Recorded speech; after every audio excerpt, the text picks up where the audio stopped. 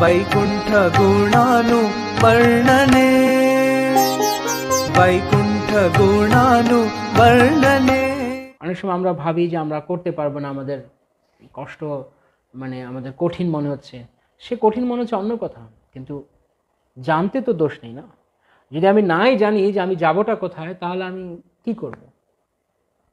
আমি কোথায় যাব যদি তা নাই জানি, আমি কোন বাস ধরবো কোন ট্রেন ধরবো আমি তো তাই বুঝবো না, কারণ আমি তো জানি না আমি কোথায় যাচ্ছি, আমার জানাই নেই।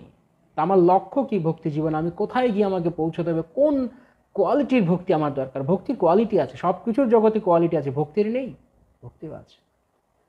আর শাস্ত্র হচ্ছে কোয়ালিটি অ্যাসিউরেন্স।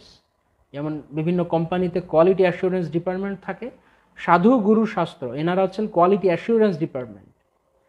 যে সাধু গুরু শাস্ত্র যখন এক সিদ্ধান্ত দিবে তখন ভক্তির কোয়ালিটি আছে কিনা। সেই জন্য আমাদের এই এই কথা আমাদের শ্রবণ করা উচিত। যদি আমরা আমরা মানে শক্ত কথা শুনতে চাই না, নরম নরম কথা ভালো লাগে, কিন্তু ভালো লাগলেই তো আর হবে না।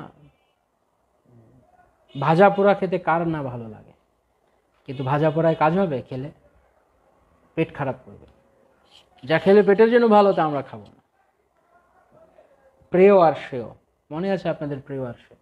যখন একটু আগে বললাম যে যার ভেতরে কিছু নেই বাইরের দিক দিয়ে অনেক সাজগোজ আছে, কি আসলে মাকাল ফল আছে, যার বাইরে সুন্দর ভেতরে কিছু নেই। আমরা একটা মাকাল ফল হয়ে যাব যদি আমাদের হৃদয়ে ভক্তি না থাকে, ভগবানকে প্রেম করার বাসনা না থাকে, কেবল বাহ্যিকতা দেখানো ভক্তি, তাহলে কাজ হবে না।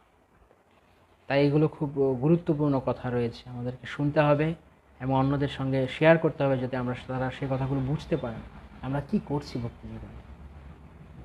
আসলে কি আমরা কি সঠিক ডিরেকশনে হাঁটছি না আমরা অন্যদিকে যাচ্ছি? যদি বহুদিন সাধন ভজন করার পর দেখি আমি অনেক দূর, আমি একই ব্যাপার আমার কি, আমি এতদিন কি করলাম, আমি উল্টো দিকেই শুধু হাঁটতে শুরু করেছি। কারণ ভক্তির অনেক উপশাখা আছে, সেগুলো দেখেও ভক্তির মতোই মনে হয়, তো সেদিকেই আমরা অনেক দূর হয়তো চলে গেছি, কে জানে। সঠিক দিকে না গিয়ে ভুল দিকে বেশি চলে গেছে, রং ডিরেকশনে আমরা ডাবল পথ চলে গেছি। তাই জানা দরকার অ্যাটলিস্ট আমাদের গন্তব্য কি। কেবলা ভক্তি,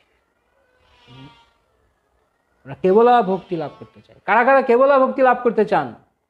কায় মনোবাক্যে এই বাসনা অন্তত করেন, ঠিক আছে হয়তো বাহ্যিকভাবে পারছেন না, তো বাসনা কায় মনোবাক্যে অন্তত বাসনা আছে।